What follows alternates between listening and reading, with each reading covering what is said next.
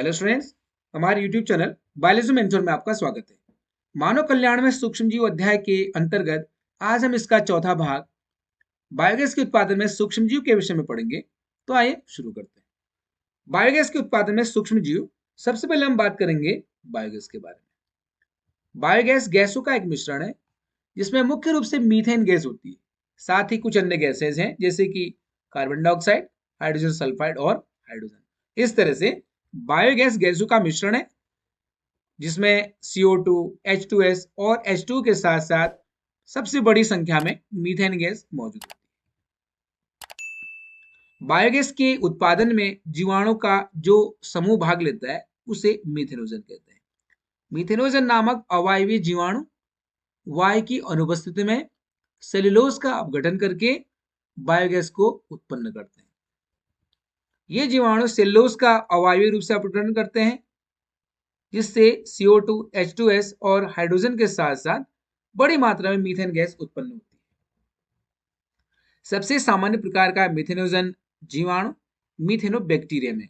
तो इस तरह से मीथेनोबैक्टीरियम नामक मीथेनोजन जीवाणु बायोगैस उत्पादन में महत्वपूर्ण भूमिका निभाता है। ये जीवाणु शाकाहारी जीवों के आमाशय के रूमेन भाग में पाए जाते हैं। आमाशय के रूमेन भाग, जिसे हम प्रथम आमाशय भी कहते हैं, रूमेन में सेलुलोजीय पदार्थों की एक बड़ी मात्रा उपलब्ध होती है।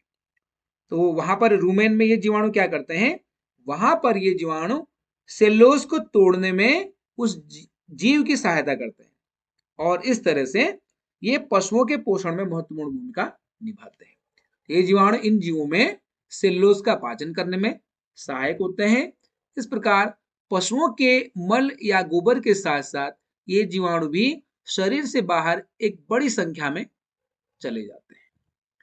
गोबर में बड़ी मात्रा में बिना पचा हुआ सेल्यूलोज भी उपस्थित होता है। तो इस तरह से गोबर में बिना पचा हुआ सेल्यूलोज उपस्थित होता है और साथ ही बड़ी संख्या में जीवाणु भी इस गोबर में पाए जाते हैं। इसीलिए सामान्य रूप से गोबर का ही उपयोग बायोगैस बनाने में किया जाता है, क्योंकि इसमें बड़ी संख्या में सेल्यूलोज का पाचन करने वाले मेथेनोजन नामक जीवाणु उपस्थित होते हैं। बायोगैस को सामान्य रूप से हम गोबर गैस भी कहते हैं। अब बात करेंगे बायोगैस संयंत्र के विषय में। एग्जाम में बायोगैस के विषय में क्वेश्चन आता है और साथ ही बायोगैस प्लांट के डायग्राम को बनाने के लिए भी कहा जाता है। तो यह डायग्राम जो कि NCERT से लिया गया है, काफी इंपोर्टेंट डायग्राम। बायोगैस संयंत्र 10 से 15 फीट गहरा एक टैंक होता है जिसमें अपशिष्ट एवं गोबर की स्लरी डाल दिया जाता है। ये देखेंगे, ये बायोगैस प्लांट है। ये एक टैंक है जो कि 10 से 15 फीट गहरा होता है। इसमें एक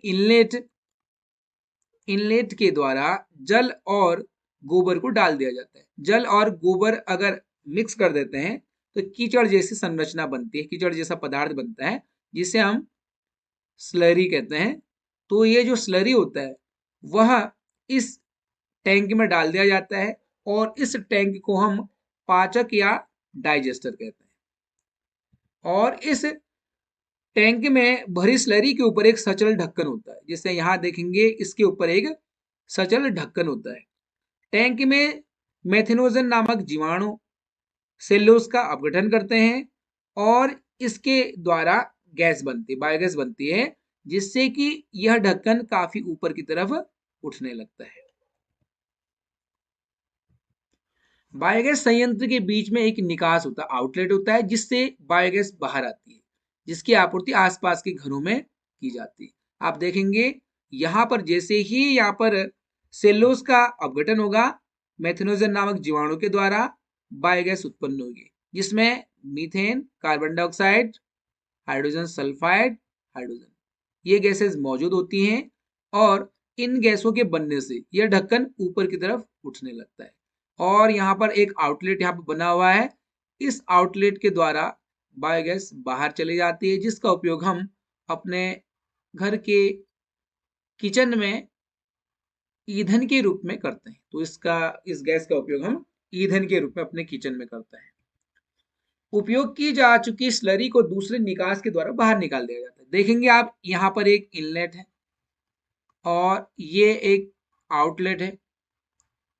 इसी तरह से एक दूसरा आउटलेट है यहाँ पर, ये वाला भी एक आउटलेट है। इस तरह से जो दूसरा आउटलेट है उसके द्वारा उपयोग की जा चुकी जो स्लरी है, गोबर और जो जल के द्वारा जो कीचड़ बना हुआ स्लरी है, वह उपयोग में लाने के बाद वापस इस आउटलेट के द्वारा बाहर प्राप्त कर लिया जाता है और इसका उपयोग हम अपने खेतों में उर्वरक के रूप में करते हैं। तो इस तरह से दो आउटलेट होते हैं, एक के द्वारा गैस बाहर निकलती है और दूसरे के द्वारा उपयोग की जा चुकी जो स्लरी है, जिसको अब हम उर्वरक कहते हैं, उसको बाहर निकाल दिया जाता है। अब बात करेंगे बायोगैस संयंत्र के लाभ। बायोगैस के लाभ इस तरह से, नंबर पहला, बायोगैस का प्रयोग हम अपने घरों में खाना बनाने के लिए ईंधन के रूप में करते हैं। दूसरा, इससे कोई भी वायु प्रदूषण नहीं होता है क्योंकि इसका पूर्ण रूप से दहन होता है, तो यह वायु प्रदूषण मुक्त गैस होती है।